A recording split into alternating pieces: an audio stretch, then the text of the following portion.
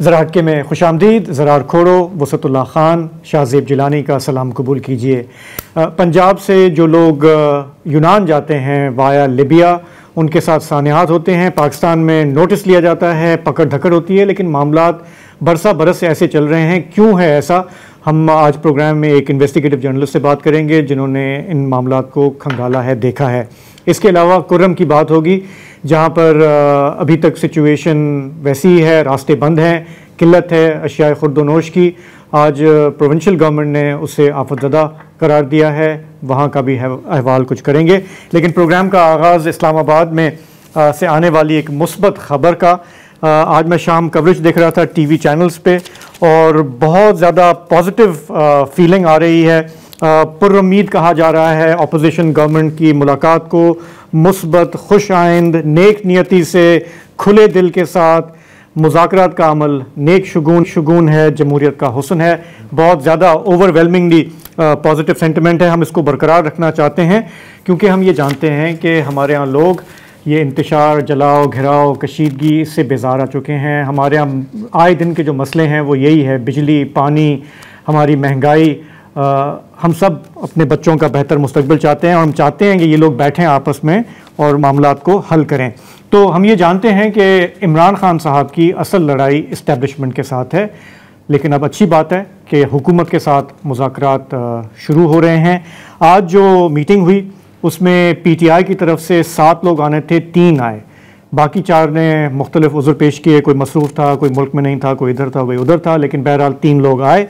Government की तरफ से भी जो लोग बैठे, उसके बाद उन्होंने कहा कि जी हम 2 जनवरी को मीटिंग होगी जिसमें बाज़ाब्ता मुज़ाकरात शुरू होंगे। इब्तदाई जो मीटिंग है उसमें जो रिपोर्ट सामने आ रही हैं वो काफ़ी अच्छे माहौल में हुई, लेकिन दोनों तरफ से हम जानते हैं कि एतमाद का फुकदान है। दोनों एक दूसरे को गेज कर रहे हैं कि ये क्यों मजबूर हुए हैं यहाँ पे आने के लिए, ये क्या चाहते हैं, किसका पलड़ा भारी है। और गवर्नमेंट के लिए ज़्यादातर यही कहा जाता है कि वो चाहती है ये इम्प्रेशन देना कि हमने अपोजिशन को इंगेज किया हुआ है। अब वो बहलाने के लिए है, टहलाने के लिए है, या हकीकतन है? थोड़ा सा हम इस पर आज बात कर लेंगे। मुसा साहब, आप कुछ बात ये कि पहला तो वाइब यही है कि जी मुज़ाकरात का मतलब है कि आपने कम से कम इस हुकूमत को जुज़ पे तस्लीम कर लिया है, इतना काबिल समझा कि हम उससे बात करते हैं। इसलिए कि अब से पहले आप कहते थे कि हम बराह रास्त असल ताकत से बात करना चाहते हैं। अच्छा, असल ताकत कहती थी यार कैसे तुम हमसे बात करोगे, हम तो इदारा हैं। तो फिर उसका रास्ता ये निकाला गया कि जिस तरह वो कोई जिन होता है वो डायरेक्ट तो आपसे बात नहीं करता, वो पहले मेरे ऊपर आएगा, मेरे ज़रिए आपसे, मुझे मीडियम बना के आपसे बात करेगा। तो वो जो जिन है इस वक्त हुकूमत को मीडियम बना के दरअसल इनडायरेक्टली आपसे बात कर रहा है। ये मेरी गलत या सही ऑब्जर्वेशन है। अच्छा, दूसरी बात ये है कि कभी भी मुज़ाकरात की मेज़ पे फ़रीक़ैन नहीं बैठते जब तक उनमें से या एक थक जाए या फिर दोनों थक जाएं, और उसी से डिटरमिन होता है कि उनकी जो बार्गेनिंग पोजीशन है फ्यूचर में क्या रहेगा। तो पहले PTI ने सारे अरमान निकाले, एजिटेशन, धरना, घेराव, जलाओ। पहले कुछ और सिचुएशन थी 2014 में, तो अब उसका उतरते उतरते खुमार ज़ाहिर है कि उन्हें अब अकेले सब कुछ करना पड़ रहा है। जो उन्होंने पॉलिटिकल साथी चुने वो उनके अपने एजेंडे थे या वो इतने कमज़ोर थे कि वो कोई फ़र्क पैदा नहीं कर सकते थे। तो बिलाखिर हो सकता है रैशनली ये फ़ैसला ना हो PTI का, लेकिन जो ताकत के और माहौल के डायनामिक्स हैं उसने मजबूर कर दिया कि यार अगर सारी चीज़ें एग्जॉस्ट हो चुकी हैं तो एक पॉलिटिकल रास्ता भी अपना के किया जाए। एजिटेशन का रास्ता तो बहरहाल हर वक्त खुला हुआ है। सिविल नाफरमानी का उन्होंने जेस्चर दिया था कि 15 से शुरू कर रहे हैं, लेकिन वो भी एक अच्छा हुआ कि उन्होंने कहा नहीं अभी नहीं। तो अच्छा, हुकूमत जो है उसने भी थोड़े बहुत इशारे दिए। मसलन ये कि जो आज मुलाकात हुई तो पहली रिक्वेस्ट ये थी कि इमरान खान से जो मुलाकात है हमारी उसको बहाल किया जाए, उसको एक्सेस दिया जाए। अच्छा, तो हुकूमत ने कहा कोई मसला नहीं है। तो ये एक मेजरमेंट है जो आज की मीटिंग से हुआ।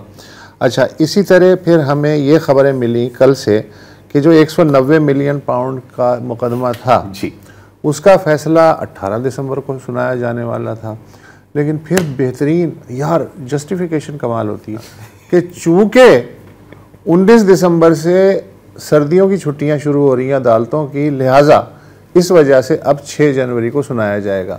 मुज़ाकरात अब अगला दौर कब होगा? 2 जनवरी को। 2 जनवरी से 6 जनवरी तक 4 दिन टाइमिंग महज इत्तेफाक है। उसमें कम से कम हाँ ये बिल्कुल थोड़ा सा जो है आउटकम वो निकलना चाहिए। अच्छा, मुज़ाकरात जो हैं उनके नतीजे में ज़्यादा से ज़्यादा क्या हो सकता है? ज़्यादा से ज़्यादा फ़िलहाल ये नज़र आ रहा है कि मज़ीद मुकदमात ना बनाए जाएं। इसके अलावा ये है कि गिरफ़्तारियाँ जो हैं उनकी शिद्दत को कम किया जाए। फिर ये भी हो सकता है कि जो हुकूमत ये चाहेगी PTI से कि बैरून मुल्क जो उसने कभी इससे मिल कभी उससे मिल, करारदाद मंजूर करवा, मजम्मत करवा, तो ये कैंपेन जो है वो थोड़ा सा पाकिस्तान को बदनाम करने की ये थोड़ी सी वो कंट्रोल करे। अच्छा, फ़ौजी अदालतें जो हैं जहाँ तक वो दबाव डालने का हरबा भी हैं, लेकिन अगर मामलात आगे बढ़ते हैं तो ये भी हो सकता है कि फ़ौजी अदालतों के जो मुकदमात हैं ग्रेजुअली इंसाए दहशतगर्दी की सिविलियन अदालतों में कर दिए जाएँ। तो ये चीज़ें सारे ऑप्शन अभी खुले हुए हैं। तो अभी हम ये नहीं कह सकते ज़ाहिर है कि इतना गैप है फ़िलहाल कि PTI ने अपना रेट इस वक्त लगाया है 5 लाख रुपए, हुकूमत वही चीज़ 50,000 में ख़रीदना चाह रही है। तो देखते हैं कि नेगोशिएशन। लेकिन देखें अगेन अब हम सिनिकल हो सकते हैं और यकीनन हम हैं और मैं तो हूँ, लेकिन ये एक खुशाइन बात तो है कि कम से कम आपने गुफ्तगू शुरू की है। अब ये कहाँ जाती है, बड़े और फैक्टर्स भी हैं इसके अंदर। अब ये जो बात थी ना कि क्या एक फरीक थक गया है या दोनों, this is an interesting question. मेरा ख्याल है कि अभी जो हमने देखा था नवंबर में फाइनल कॉल जो थी उसमें PTI ने ये तो साबित किया है कि दे कैन मोबिलाइज, ठीक है, और वो भी अगेंस्ट मतलब ठीक ठाक ऑर्ड्स के खिलाफ मोबिलाइज कर सकते हैं, दाखिल हो जाते हैं। दूसरी जानिब हुकूमत ने भी दिखाई है कि भाई अगर हमने ये लाइन काटी है तो we will use extreme force आपको इससे पीछे हटाने के लिए। ऑन पेपर हुकूमत के लिए सब अच्छा है, ऑन पेपर ठीक है, आपकी PM भी बैठे हुए हैं, आपके इत्तेहादी भी हैं, 26वीं तरमीम भी आ गई है, बाकी सारी चीज़ें सेट हैं। मेन मसला ये है कि आपके पास पॉपुलर मैंडेट पर एक बड़ा सवालिया निशान है और आपकी लिजिटिमेसी पे, यू नो आई मीन, जैसे ये एक कप है तो इसको यूं रखा हुआ है तो मतलब एक फ़ोन के ऊपर, लेकिन कहीं भी किसी वक्त गिर सकता है। PTI का भी ये है कि यार unlimited constant 24 hours 365 days a year confrontation नहीं चल सकती। मुझे जो अभी मैं जो फुटेज देख रहा था ये इस मीटिंग की, तो एक बड़ी इंटरेस्टिंग बात है कि सब बड़ी कोशिश कर रहे हैं कि यार हमारी कोई मुस्कुराते हुए फुटेज ना आए। हाँ, कि मतलब मैं तुम्हें नफरत की निगाहों से देख रहा हूँ यूं सीरियसली। और इसकी एक बहुत बड़ी वजह है क्योंकि ये खान साहब को तो जवाबदेह हैं, लेकिन उससे ज्यादा खतरनाक जो बात है इनके लिए, ये PTI के सोशल मीडिया के जवाबदेह हैं। सॉरी, खान साहब की तरफ से ये बयान आया, पता ये चला उनसे जो मीटिंग्स वगैरह हुई हैं सैटरडे को, तो उन्होंने कहा कि पिछले दिनों में शायद कोई मीटिंग हुई थी इनकी CM KP की और वजीर दाखिला की, जिसमें थोड़ा सा वो ठीक है गर्मजोशी थी। तो खान साहब ने इस पर एतराज़ किया कि अगर आपने ये मीटिंग्स करनी भी हैं तो कैन यू नॉट इंश्योर कि तस्वीरें आप ना बनाएं और वो करें, ताकि ऑप्टिक्स के मैं दुश्मनों के साथ मैं बात नहीं करता। देखो ये इन लोगों पे, ये जो नेगोशिएटर्स हैं जो पार्लियामेंट में बैठे हुए हैं, इन पे बहुत ज्यादा प्रेशर है, ऊपर से भी और नीचे से भी। नीचे से ज्यादा प्रेशर है बॉस, मेरा ख्याल है। इसके ऊपर अक्सर अगर प्राइवेटली आप बात करें कुछ PTI लीडर से जो प्राइवेटली आपसे बात करना चाहते हैं, तो कहते हैं यार इनका बड़ा डर लगता है क्योंकि हम कुछ भी ना, मतलब गलती से आप किसी बंदे की शादी पे चले जाओ, वहां पर कोई आके आपसे हाथ में ला ले नून वाला, उसकी तस्वीर आएगी तू गद्दार, खान साहब जेल में और तू यहाँ पे मतलब कुकर फाड़ रहा है, यही है ना यार, मतलब डांस कर रहा है तू, ये किस तरह का माहौल है। तो यहाँ पर भी ना सब बैठे हुए हैं यूं गलती से ये ना हो जाए अस्सलाम वालेकुम, बिकॉज़ अब तो किसी को सलाम, अपने मतलब सियासी मुखालिफ को सलाम करना भी हराम है ना। ये माहौल बना है ना। वो PTI के अंदर पूरा एक कल्चर है ना, एक दूसरे को शक की नजर से देखना कि पता नहीं ये किसके साथ मिला हुआ है, ये किसकी सेटिंग कहाँ पे, ये भी बहुत चल रहा है। मतलब बाकी पार्टी में भी होता है, लेकिन इस वक्त ज्यादा गद्दार बहुत खेला जा रहा है, बहुत खेला। जो भी पार्टियां रियासती प्रेशर के नीचे बहुत ज्यादा होती हैं, उनमें ये शक व शुबहात आपस में पैदा होते हैं डेफिनेटली। अच्छा, ये भी बाय डिजाइन है वो आप चाहते भी है ना, जो आपके मुखालफिन हैं, आप चाहते हैं। So, आज की मीटिंग में भी अपेरेंटली जो रिपोर्ट हो रहा है, ये बात भी हुई कि किसी ने कहा कि देखिए हम कितने अच्छे माहौल में यहाँ बैठे हुए हैं, हम सब चाहते हैं कि बातचीत के जरिए मामला को हल करें, लेकिन एक ट्वीट की मार है ये पूरा प्रोसेस जो ट्वीट की बात वो डिरेल हो जाएगा। एक ट्वीट की बात, एक ट्वीट से भी मतलब चलो वो सोशल मीडिया को देखें, जब आप ये इंटरनेशनल लेवल पे हम देखते हैं, जब ममालिक जिनकी आपस में हिस्ट्री होती है, जब वो भी बात कर रहे होते हैं तो कभी कभी वो शेलिंग भी चल रही होती है, मुज़ाकरात भी साथ चल रहे होते हैं।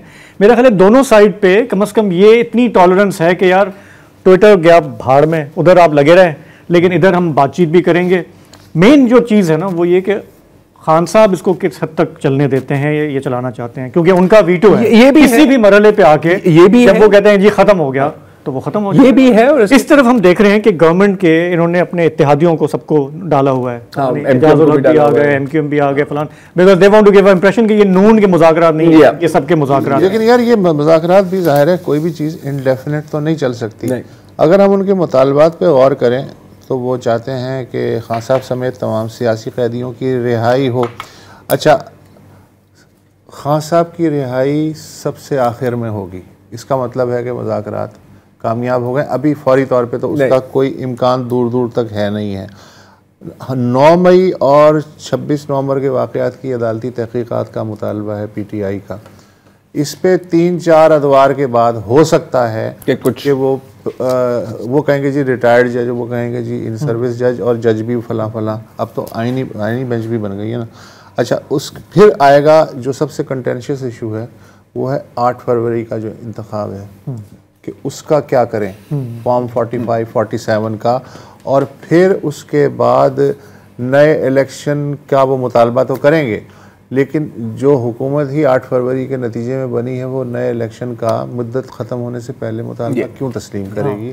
तो बहुत सारी फ्लेक्सिबिलिटी दोनों तरफ। और इसमें फिर एक और चीज़ है जो मेरा ख्याल है कि हुकूमत को काफ़ी टेंशन दे रही है। अगर आप उनकी सिर्फ रिप्लाईज और उनकी सोशल मीडिया को देखें, ये जो आजकल फ्री इमरान खान बहुत बिक रहा है ट्विटर पे। हाँ, रिचर्ड ग्रेनेल और रोक खन्ना, अब तो जेरेमी कॉर्बिन साहब भी आ गए हैं ना। तो ये भी मेरा ख्याल है कि ये जो मिलिट्री कोर्स पे क्रिटिसिज्म आ रहा है, यूरोप से आ रहा है, ब्रिटेन की तरफ, ये बड़ा इंपॉर्टेंट है। ये थोड़ा सा एक बैरूनी दबाव तो है ना। अब गवर्नमेंट ये दिखा सकती है कि देखिए हम एंगेज कर रहे हैं, हमारी बातचीत चल रही है, अब वो 6 महीने चले, 6 साल चले, बट कम से कम एंगेज कर रहे हैं दोनों। मेरा ख्याल है कि घूम फिर के मुख्तसर बात ही करूंगा, आई होप के आई एम रॉन्ग, लेकिन मेरा ख्याल है कि जब ये टॉक्स कोलैप्स करेंगे तो दोनों साइड यही कहेंगे कि जी कि हमने तो बड़ी कोशिश की एंगेज करने के लिए, लेकिन ये जो पागल बैठे हुए हैं ना यहाँ, ये तो किसी की बात सुनने के लिए तैयार ही नहीं है। ये पॉसिबिलिटी है, लेकिन चलें, मेरा ख्याल है लाइकलीहुड है, उम्मीद पे दुनिया कायम है। इससे PTI को जो है ना, अगर टॉक कोलैप्स करती है PTI को, इमीडिएटली ये फायदा होगा कि देखें हमने ये भी कर लिया। ठीक है, दोनों साइड ये बोल सकती हैं, दोनों साइड ये कह सकती हैं। यहाँ पे हम एक लेंगे ब्रेक, वापस आएंगे तो चलेंगे एक रियल इशू की तरफ, और वो है खुर्रम का पारा चनार का।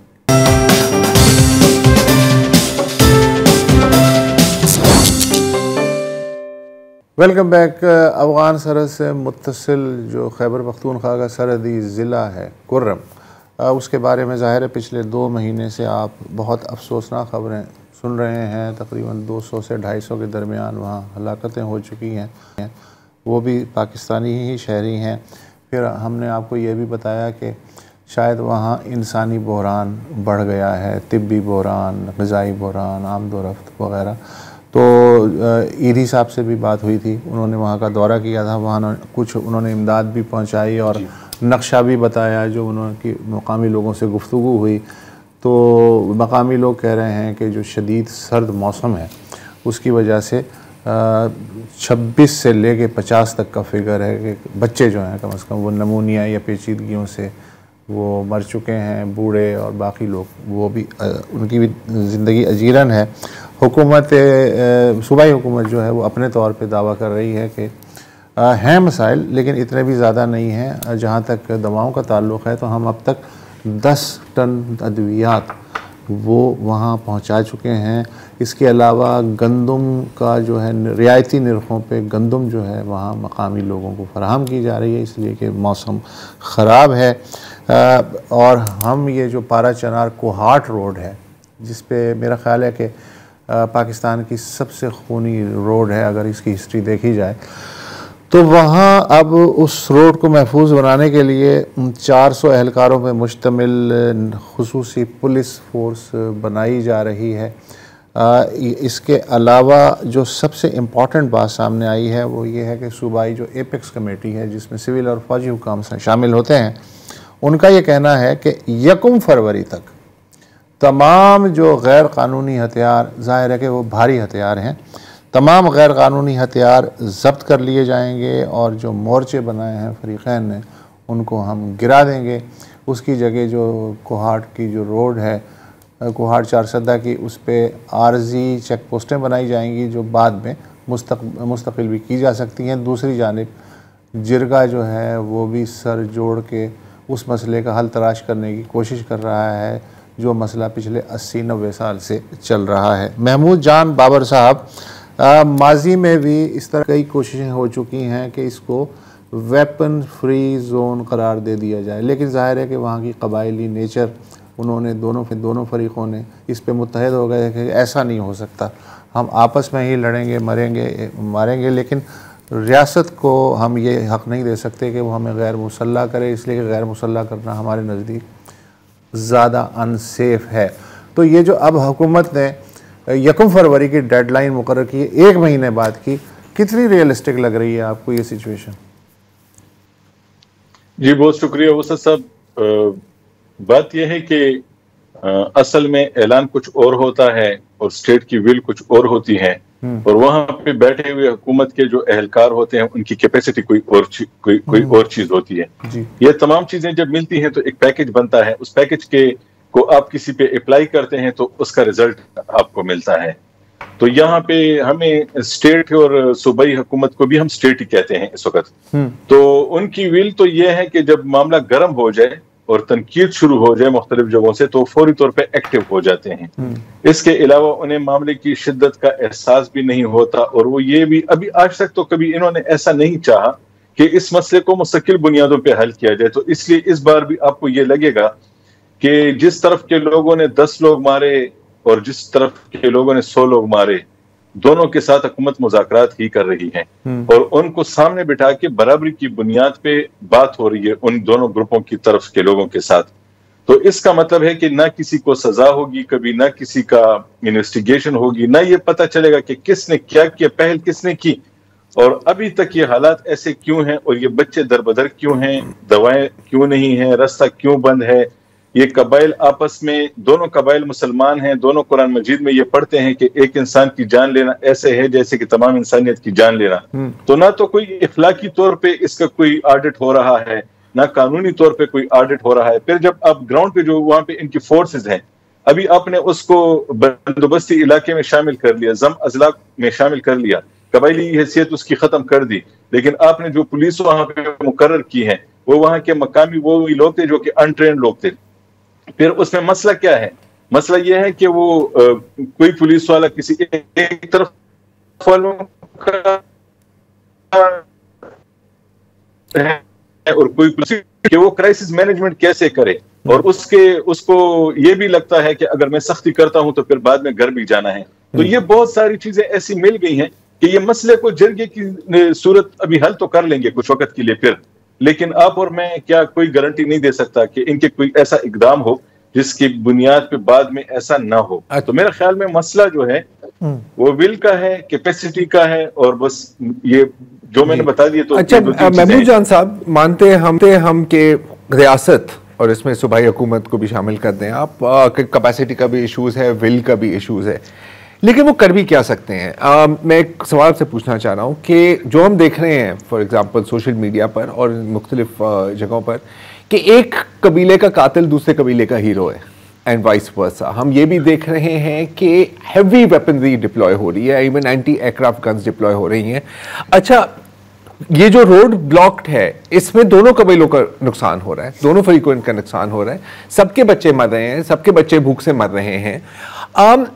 Short of a full military operation, अगर कोई अपने हथियार डालने के लिए तैयार ही नहीं है या जो कह रहा है कि भाई पहले मैं शाहजेब जिलानी को मारूंगा फिर मैं कोई बात कर लूंगा, जो भी आपके सामने है, तो इस सूरत हाल में हुकूमत कर भी रियलिस्टिकली किया क्या जा सकता है जब बज़ाहिर यहां पर हम देख रहे हैं कि जो दो फरीकैन हैं वो एक दूसरे के इतने खून के प्यासी हैं? लेकिन सर ये सारे लोग तो वहां नहीं रहते ना, इनके जो नेगोशिएटर हैं और जो ये लोग हैं ये यहाँ भी रहते हैं और ये बंदोबस्ती अजला के बाकी जिलों में भी रहते हैं, ये उनकी तरफ से बात भी करते हैं।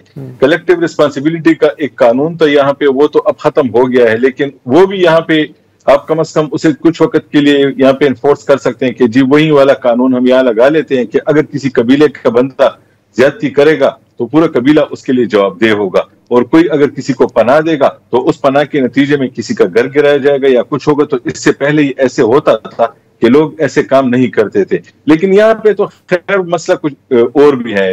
ये जो कुरम का जिला है ये आम जिला तो नहीं है, आपको मालूम है, यहाँ पे 3-4 ऐसे फैक्टर्स हैं कि जिनकी वजह से ऐसे हो रहा है। अभी तक यहाँ पे गवर्नेंस का जो सबसे बड़ा मसला है वो हुकूमत उनके माबेन सुलह सफाई करा रही है, लेकिन हुकूमत ये फैसला नहीं करा रही कि ये जो जमीन है पूरी कुरम की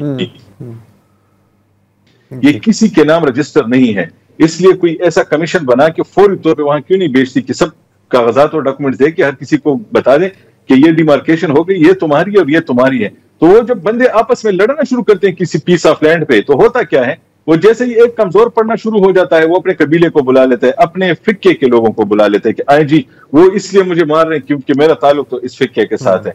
तो ये जो अफराद हैं ये जो बाकी मसाइल को लेके इन किस्म की चीजों में लेके आते हैं, हुकूमत ये कर सकती है कि बैक वक्त वहां पे कोई इमरजेंसी लगा के एक तो असलहा इकट्ठा करे और कहे कि जो भी नहीं देगा तो फिर उस कबीले के खिलाफ वो दूसरा कबीला नहीं खड़ा होगा, वो दूसरी कौम खड़ी नहीं होगी, हुकूमत उसके सामने खड़ी होगी।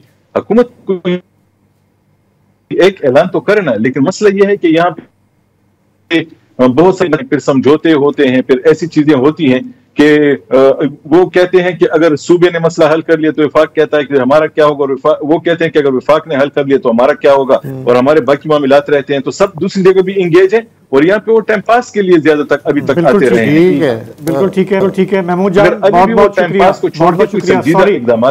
टाइम की थोड़ी कमी है लेकिन आपने एक भरपूर तज्जिया दिया मामलात को समझने के लिए। तो और कोई ना किसी का असर भी है, वही ना, मसलियतें भी है ना वहाँ पे, हाँ मजबूरियाँ भी होंगी लेकिन मसलियतें भी हैं। एक ब्रेक लेंगे, वापस आएंगे तो बात करेंगे पाकिस्तान से जो लोग जाते हैं यूरोप और किन मसाइल से गुजरते हैं, यहाँ पे क्या रैकेट है क्या, और क्यों ये लोग पकड़े नहीं जाते और बार बार अपना काम जारी रखते हैं।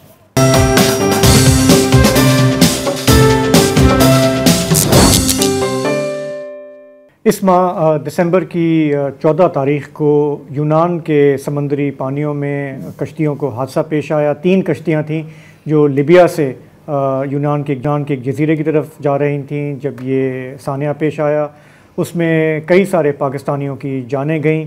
मुल्क के अंदर एक मरतबा फिर शोर मचा कि ये क्या हो रहा है, लोग कैसे जा रहे हैं।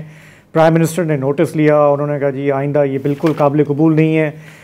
FIA हरकत में आई, उन्होंने छापे मारे। ओवर द वीकेंड ये रिपोर्ट्स आई कि उन्होंने सियालकोट, गुजरावाला से मुबैना इंसानी स्मगलरों को पकड़ा। लेकिन ये कोई नई बात नहीं है। ये 23 में भी जब हमने देखा था गर्मियों में, जब बहुत बड़ा वाक़या हुआ था, कोई 250 के करीब पाकिस्तानी उस वक्त समंदर में डूब के उनकी जानें गई थी, तब भी इस तरह की बातें हुई, लेकिन सिलसिला चलता रहा। ये मामला आज का नहीं है, पिछले साल का नहीं है, ये दिहाइयों का है और इसे काफ़ी बगौर तहकीक की है, रिपोर्ट किया है। सहाफ़ी हैं, इस वक्त वो हमारे साथ ज्वाइन कर रहे हैं। आदिल, आपसे हम ये जानना चाहेंगे कि हमने देखा है कि ये तो पकड़ धकड़ जो है रिवायती ये होती है, बयानात भी आते हैं, लेकिन ये बताइएगा कि पिछले साल जब ये हम रिपोर्टिंग कर रहे थे, हू बहू यही कहानी थी। अनफॉर्चुनेटली उसका हम फॉलोअप नहीं कर पाए। आपके पास वो रिपोर्ट्स हैं कि हुकाम ने क्या देखा, क्या एक्शन हुआ, ज़रा बताएंगे। जी, एक तो आपने बात की वजाहत कर दी कि ये मामला कोई नया नहीं है, किसी भी तरह नया मामला नहीं है। ये हमेशा से तकरीबन 2 दहाइयों से तो मैं इसको रिपोर्ट करता आ रहा हूँ। हर साल 2 साल में इस तरह के वाकयात होते हैं और फर्क सिर्फ इस पे इतना आता है कि इसमें रूट तब्दील हो जाते हैं और जो इंसानी स्मगलर हैं वो डिफरेंट तरीके, जो इमिग्रेशन कवानीन है दुनिया भर के, उनके लूप होल्स को तलाश करके उससे फायदा उठाकर ये डिफरेंट रूट्स के जरिए, कभी ये लैंड के जरिए बढ़ जाता है, कभी ये बाय एयर रूट से बढ़ जाता है, लेकिन इसका तरीकाकार हमेशा से यही है। पिछले साल भी जैसे कि आपने बताया कि 250 से ज्यादा पाकिस्तानी इसी तरह के हादसे में जाँ बहक हुए, और उस वक्त यही मौजूदा प्राइम मिनिस्टर शहबाज शरीफ साहब जी की हिदायत पर एक सीनियर पुलिस अफसर हैं एहसान सादिक साहब, जो कि अब शायद रिटायर हो चुके हैं, वो एक कॉन्ट्रैक्ट हैसियत में शायद एंटी मनी लॉन्ड्रिंग का एक शोबा है उसको हेड कर रहे हैं।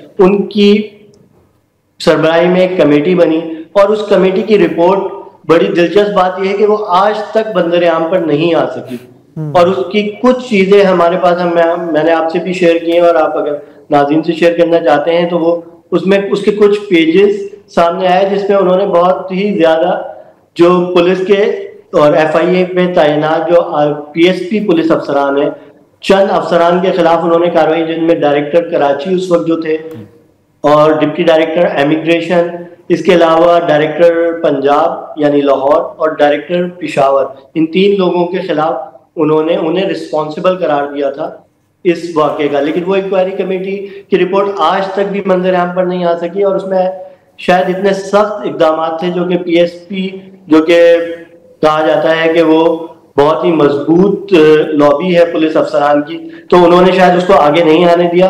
और फिर एक और इंक्वायरी कमेटी DG FIA ने उस वक्त के मोहसिन भट्ट साहब थे गालिबन, और उन्होंने ऑर्डर की, और उसके नतीजे में फिर जो मामला फिक्स किया गया उस इंक्वायरी की रोशनी में, उसमें सारा नजला हमेशा की तरह छोटी मजली पर गिरा दिया गया। यानी जो FIA के शिफ्ट इंचार्जेस थे, चूंकि गुज़श्ता साल जो वाकया हुआ था उसमें तकरीबन 150 से ज्यादा पाकिस्तानी कराची एयरपोर्ट से जो जाँ बहक हुए थे, वो 150 से ज्यादा कराची एयरपोर्ट से बैरून मुल्क गए थे, यानी वो लीबिया पहुंचे थे मुख्तलिफ रूट्स के जरिए दुबई, और फ्लाई दुबई की परवाजों को उन्होंने ज्यादा इस्तेमाल किया था।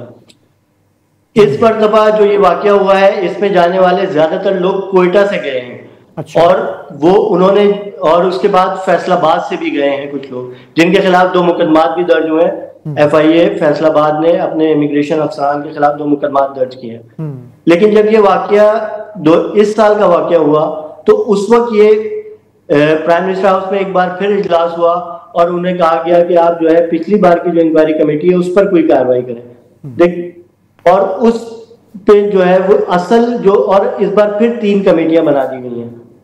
अच्छा, आदिल सॉरी, मैं ये एक छोटा सा सवाल करना चाह रहा हूँ कि जो लोग पहले आपने कहा पिछले साल कराची से गए, इस दफ़ा कोयटा से गए, अगर कोई बंदा एयरपोर्ट पे आता है, वो जा रहा है लिबिया, उसके डॉक्यूमेंट्स वैलिड हैं और वो वहाँ से परवाज़ कर रहा है, तो FIA वाले क्या कर सकते हैं, कैसे उसको रोक सकते हैं अगर उनको शक भी हो कि ये लिबिया से आगे जाने का इसका इरादा है? अगर डॉक्यूमेंट सही हो तो वो क्या कर सकते हैं? मैंने आपसे कहा ना, इमिग्रेशन कानून में जो लूप होल्स हैं उन्हें इस्तेमाल करते हैं FIA भी, और इसको उज़र देते हैं इस बात का। कराची एयरपोर्ट इसकी मिसाल है कि गुज़श्ता साल आपने जब ये वाकया हुआ, कराची से 150 से ज्यादा लोग गए थे, आपने उनके खिलाफ कार्रवाई की, उस वक्त के डिप्टी डायरेक्टर को हटाया गया, असिस्टेंट डायरेक्टर को तब्दील किया गया, तमाम शिफ्ट इंचार्जेस को तब्दील किया गया। इस मरतबा जाने वालों में एक भी आदमी कराची से नहीं है, क्योंकि कराची एयरपोर्ट से अब नहीं जा रहे। अब वो सारी ट्रैफिक शिफ्ट हो गई है कोयटा एयरपोर्ट, अब या फिर वो पंजाब के फैसलाबाद एयरपोर्ट में शिफ्ट हो गई। तो इसका मतलब है कि आप, ये बात बिल्कुल सही है, ये उज़र दिया जाता है, और इस इंक्वायरी रिपोर्ट में भी जो बनाई गई है उसमें जो है FIA के जो शिफ्ट इंचार्जेस हैं जिन पर सारा नजला गिराया गया है, हालांकि शिफ्ट इंचार्ज एक मैनेजरी, एक एडमिनिस्ट्रेटिव पोस्ट है, इसमें जो है FIA की हायरार्की में अगर जो सबसे 3 एडमिनिस्ट्रेटिव पोस्ट बहुत ज्यादा इंपॉर्टेंट होती है, और उसमें सबसे ज्यादा डिप्टी डायरेक्टर और उसके बाद डायरेक्टर की पोस्ट इंपॉर्टेंट है, लेकिन सारा मसला इंस्पेक्टर लेवल के अफसरान मतलब कि स्केपगोट किया गया जूनियर स्टाफ को, जो उसको जो जैसे हमने हजार बार लेते हैं कि अगर हमारे पास एक वैलिड पासपोर्ट, वैलिड वो है, अगर हम प्रोफाइलिंग और उसके पास जो है, अगर उसके पास वीजा भी है और उसके पास जो है शो मनी भी है और वहां पे बुकिंग भी है किसी होटल की, तो हम किस तरह उस शख्स को रोक सकते हैं? वो तो सारे कानूनी तकाजे पूरे कर रहा है। वही बात है ना कि सारे लूप होल्स फुल कर दिए।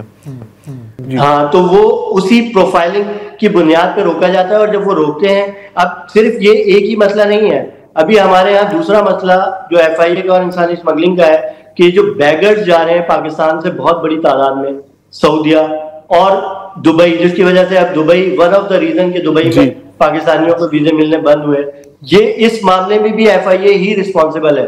और यहाँ पे भी कराची एयरपोर्ट पे गुज़श्ता 1 साल, अभी 4 से 5 माह के दौरान तकरीबन सबसे ज्यादा मुश्किल काम ये है कि उम्रे के वीजे पे जाने वालों को आइडेंटिफाई करना कि उसमें कौन बैगर्स है।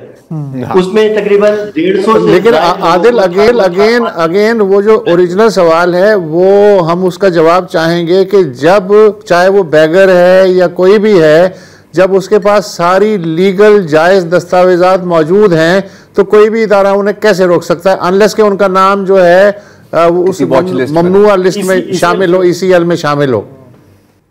सर मैंने आपको बताया ना कि इसका तरीकाकार ये होता है कि ये जब भी ये बिजनेस होता है ये एजेंटों के जरिए होता है, और जब एजेंट्स इसको, जब उन्हें पता होता है 100% कि यहाँ से इमिग्रेशन से हमारी बिल्कुल हमें डिपार्चर मिलेगा, तभी वो वहां पे लाते हैं अपने जो भी जिन्हें शिकार करते हैं, जो आम लोग होते हैं इंसानी स्मगलर, उसी वक्त वहां से काम करते हैं जब तक उन्हें श्योरिटी नहीं होती, क्योंकि इसमें टिकट्स इन्वॉल्व होते हैं।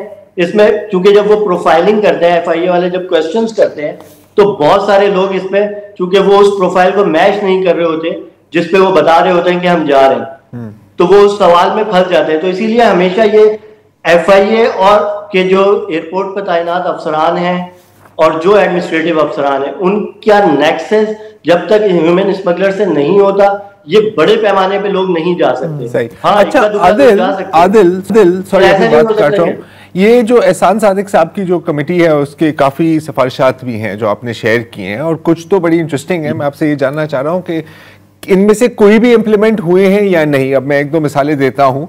एक तो कि ह्यूमन स्मगलर्स की वॉच लिस्ट एक बननी चाहिए, रेड बुक है नहीं इसमें ह्यूमन स्मगलर्स की जो है वो मौजूद है और हर साल उसमें नाम भी डाले जाते हैं। अभी 2 दिन पहले जो है FIA गुजरावाला ने एक बहुत मेरे ख्याल रेड बुक में मौजूद उनका नाम था, उसको एक ह्यूमन स्मगलर को अरेस्ट भी किया है जो कि पिछले वाले वाक़े में मुलव्विस है।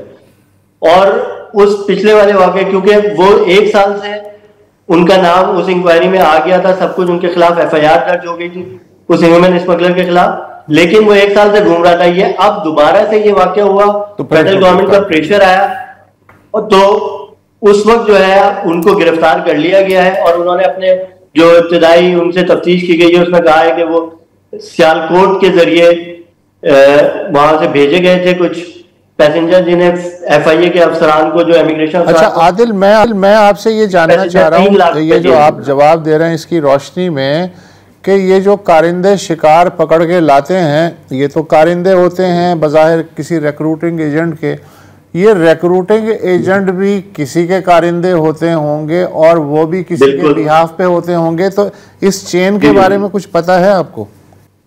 देखिए ना, इस चेन के बारे में तो मुझे भी पता है और FIA को भी पता है। ये चेन हमेशा, मैंने आपसे कहा ना कि छोटी मछली से शुरू होता है। FIA के भी सबसे छोटी मछली के खिलाफ अब कार्रवाई की जा रही है, जो FIA के जो इमिग्रेशन पर तैनात इंस्पेक्टर और सब इंस्पेक्टर। इसी तरह ये जो एजेंट हैं, इनके ताने बाने तो फिर सियासी लोगों तक भी मिलते हैं ऐसा, क्योंकि ये पंजाब के सिर्फ 4 से 5 अजला का मसला है। यूरोप जाने वाले जो लोग हैं, ये 90% से ज्यादा पंजाब के 4 से 5 अजला है, जो कि सेंट्रल पंजाब के गुजरावाला, गुजरात, सियालकोट, मंडी बहाउद्दीन और सरगोदा, ये 4 से 5 अजला है। यहीं के लोग जाते हैं और यहाँ इसका एक, आप ये कह सकते हैं कि इसका एक इकोनॉमिक पहलू भी है।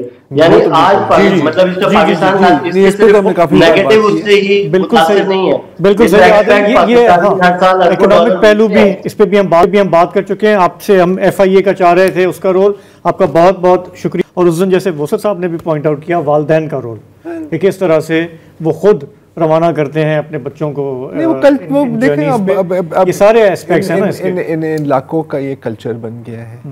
ये ना इकोनॉमिक रेफ्यूजीज हैं, ना ये परसिक्यूशन से भाग रहे हैं। तो चलें, यहाँ पे हम एक लेंगे ब्रेक, वापस आएंगे तो चलेंगे गज़ा और वहाँ पे बात करेंगे इसराइल की कार्रवाइयों की।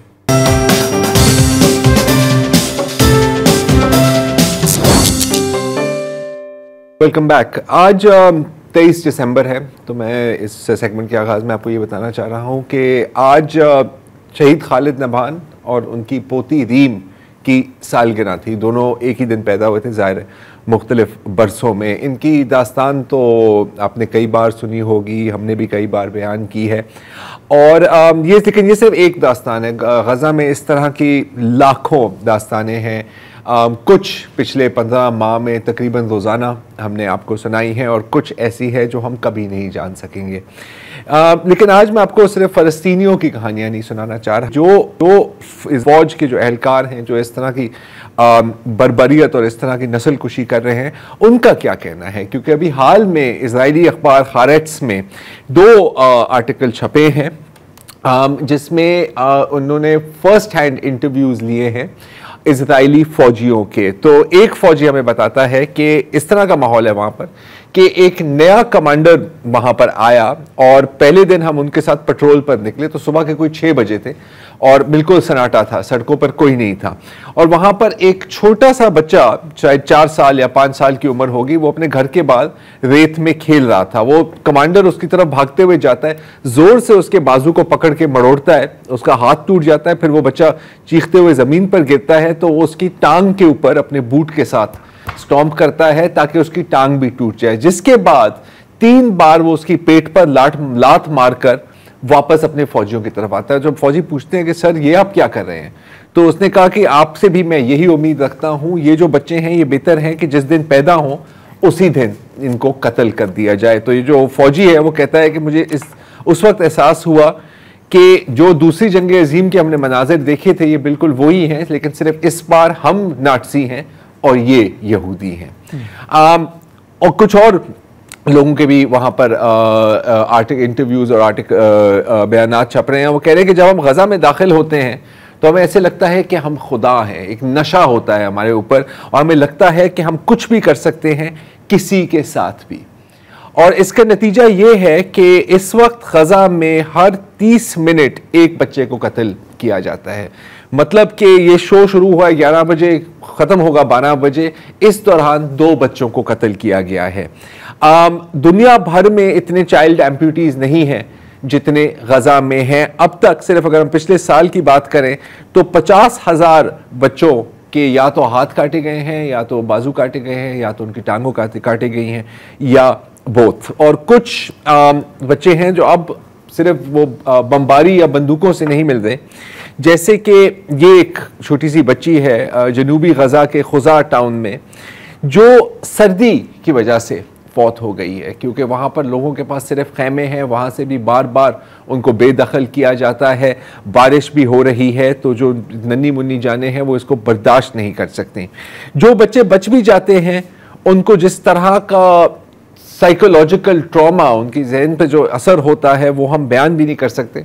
जैसे ये जो लड़की है, समा तबील नाम है इसका, और ये आप इनकी ज़बानी ही सुने कि इनके साथ क्या हुआ। كتير كتير بتخوف الحرب، وأنا كمان خفت كتير كتير كتير كتير خفت بالحرب، نحل شعري من الخوف। और जाहिर है कि क्योंकि वहाँ पर कोई अद्वियात नहीं पहुँच रही, वहाँ पर साफ़ पानी या इस तरह की कोई चीज़ें नहीं पहुँच रही, तो वहाँ पर बीमारियाँ भी फैल रही हैं। अगर आप ये फुटेज देखें, ये है मरियम, इसकी उम्र 6 साल की है और इसके पूरी जिस्म के ऊपर एक अननोन स्किन डिजीज़ है। अब क्योंकि ज़्यादातर डॉक्टर्स को भी कत्ल किया गया है, ज़्यादातर हस्पतालों को भी तबाह कर दिया गया है, तो इनका ये नहीं पता कि इनका क्या इलाज हो सकता है।